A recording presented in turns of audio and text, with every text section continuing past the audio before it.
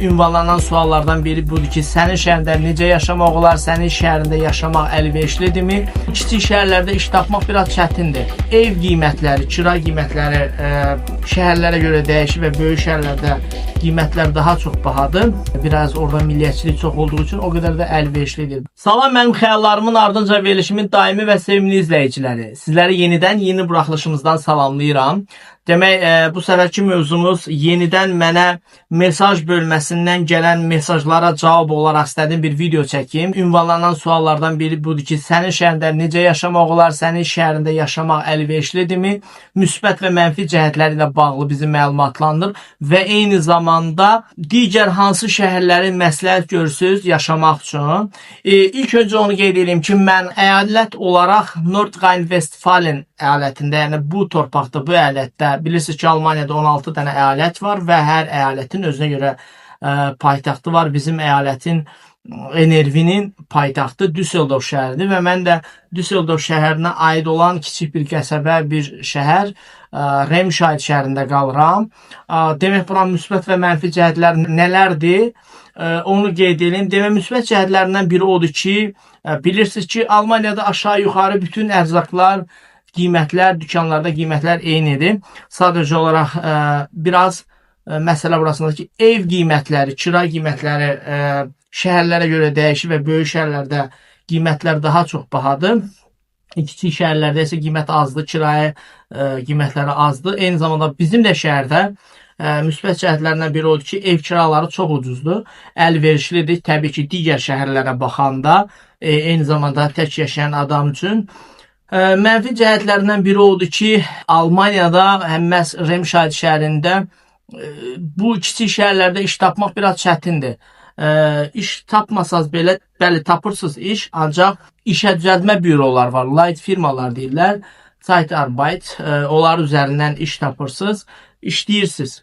Amma onlar sizə hər zaman belə deyək, birbaşa işlədiyiniz firmanın pulunu vermir. Yəni kəsir, onlar da oradan qazanır. Məsələn, normalda hər hansısa bir firmanı direkt işləyəndə verir, məsələn, deyək ki, 17 euro. Bunlar sənə verir 15 euro, 2 euronu oradan kəsir, onlar qazanc olaraq, çünki səni işlə təmin edildiklərinə görə. Digər mənim qaldığım Remscheid şəhərinin mənfi cəhəti ondan ibarətdir ki, bura dağlıq ərazidir. Qış aylarında maşınla hərəkət eləmək çox çətindir. Qalx, düş, xüsusən də bu mexanika sürən dostlarımız üçün çox çətindir, əlverişlidir. Bəzən o qədər qar olur ki, sənin böyük şəhərlərə çıxışın əlverişli olmur. Bu mənada çox çətindir. Hətta mən keçən dəfə bax işə gedə bilmədim, çünki burada qar yağmışdı və maşın yerinə tərpədə bilmədim doğrudan. Mənfi cəhətlərindən biri budur. Müsbət cəhətlərini də izah elədik və qaldı ki, digər hansı şəhərlər yaşamaq üçün əlverişlidir? Mənə görə və dostlarımdan aldığım məlumatlara görə, xüsusən də elə bax mənim öz yaşadığımız Düsseldorf, Köln şəhərləri çox məsləhətlidir iş tapmaq anlamında, amma ev tapmaq biraz çətindir. Düsseldorfdur, Kölndür, Stuttgart deyərdim mən, Hannover, Münxendə yaxşıdır, orada da yaxşı. Stuttgart və Münxendə bildiyim qədərsilə orada saat ücrətinə bizim əyalətdən daha çox verirlər. Bu mənada əlverişli hesab edirəm mən. Amma digər tərəf Bayer torpağının mənfi cəhətlərindən biri odur ki, bildiyim qədərsilə, dostlarımın tanışdığına görə oranın xaricilərlə iş üzrə idarəsi, miqrasiya idarəsi, Auslanderbehörde deyirlər, biraz sənət içində o qədər də yaxşı deyil insanlara qarşı, yəni biraz orada milliyyətçilik çox olduğu üçün o qədər də əlverişli deyil. Bu mənada ora biraz, o şəhər biraz əlverişli deyil. 5 şəhər olaraq mən qeyd eləyərdim: Düsseldorf, Köln, Münxen, Stuttgart və Frankfurtu da nəzərə alardım ki, orada çox qəşəngdir, eyni zamanda şəhər olaraq da, infrastruktur olaraq da.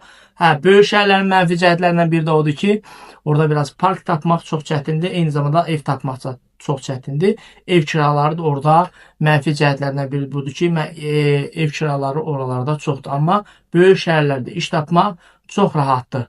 Belə, bu qədər. Ümidvaram ki, sizlər üçün faydalı bir məlumat oldu. Minnətdarım izlədiyiniz üçün, təşəkkür edirəm. Xəyallarımın ardınca verilişimin növbəti buraxılışı sona çatdı.